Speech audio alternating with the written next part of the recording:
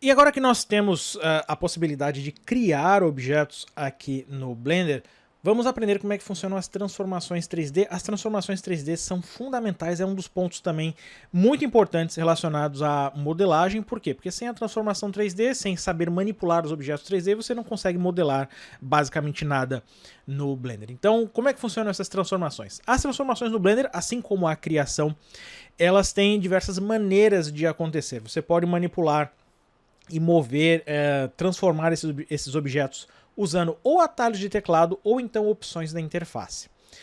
Ou então valores numéricos também, como nós vamos ver depois.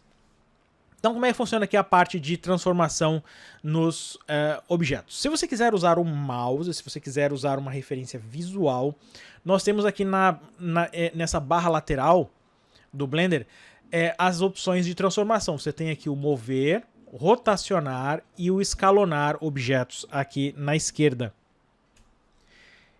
Esses ícones, eles habilitam um gizmo de transformação. Como é que funciona esse gizmo? Você vai perceber que o gizmo, ele tem uma visualização, ele tem uma representação que deixa mais ou menos implícito o que ele faz em relação à transformação. Por exemplo, para mover objetos, nós temos setas.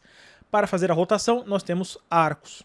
E para fazer a escala, nós temos essas alças. Cada um dos eixos aqui representa uma cor. Então, por exemplo, se você quiser mover o objeto no eixo Z, você tem a cor azul.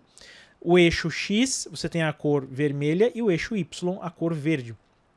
Para mover o objeto é extremamente simples. Você clica na seta e move ele para o lugar onde você quer com o mouse. Agora observe que essa transformação que nós estamos fazendo é puramente visual.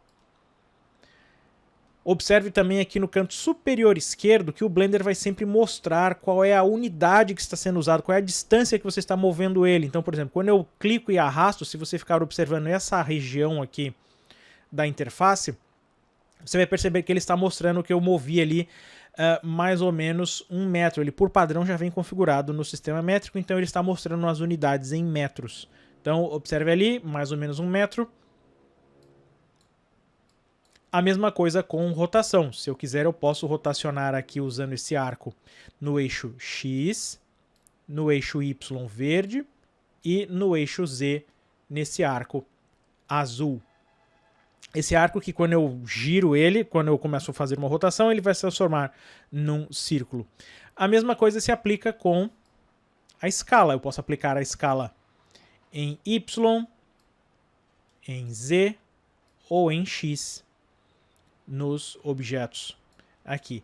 Você também pode fazer alterações numéricas aqui na parte inferior. Observe ali, por exemplo, se eu criar aqui um cubo e eu começar a mover ele para cá, observe que esse pequeno menu aqui ele vai se transformar em mover, em uma opção para mover o objeto. Então aqui você pode controlar ele de maneira numérica. A mesma coisa funciona aqui nesse painel, nessa aba chamada Object Properties, que não está traduzido.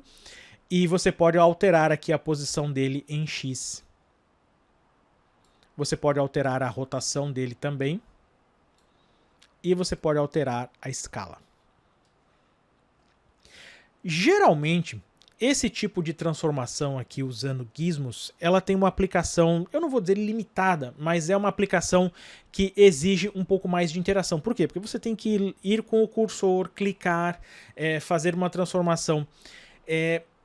Um aspecto importante em relação à transformação e que você provavelmente vai se habituar à medida que você vai usando o Blender, é que ele funciona melhor ou ele é mais ágil para a transformação, principalmente para a transformação com atalhos de teclado. Vamos ver como é que funciona. Eu vou apagar esse cubo, vamos criar um cubo novo. Uma coisa que eu esqueci de comentar no vídeo anterior, em que nós estávamos falando sobre criação de objetos, é que todos os objetos no Blender eles são criados na posição do cursor 3D. Nós vamos falar mais sobre o cursor 3D depois, mas fique apenas ciente de que toda vez que você cria um objeto, ele é criado na posição do cursor 3D. Então eu vou acionar aqui a minha ferramenta de seleção para desligar o gizmo. E como é que funciona a parte de transformação usando teclas de atalho? Se você pressionar a tecla G, você vai mover o objeto. Mas por que G? Porque na versão não traduzida do Blender, mover um objeto significa grab. Ele usa uma função chamada grab, por isso que o G é de grab. Então eu posso mover o objeto, basta clicar no lugar onde eu quero que ele fique. Se você quiser rotacionar, é só usar o R para rotacionar. É só clicar no lugar que você quer que ele fique para que ele permaneça lá. E a escala usa a tecla S. Quando eu pressiono a tecla S, eu consigo aumentar ou diminuir o tamanho do objeto. Sempre que você quiser que ele fique numa determinada escala, sempre que você quiser terminar a transformação, é só clicar com o botão esquerdo do mouse e ele vai permanecer lá. Ele vai fixar aquela posição.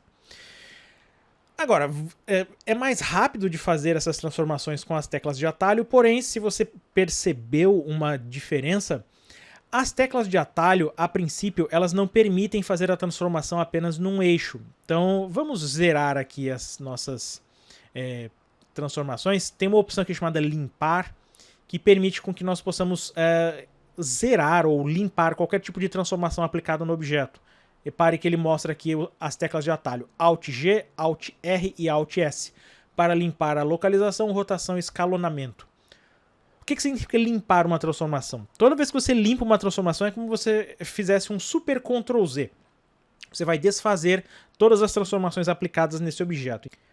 Então, por exemplo, se eu quiser limpar essas transformações, eu posso vir aqui em limpar, localização, limpar, rotação e limpar escalonamento. Veja como ele voltou àquela posição original.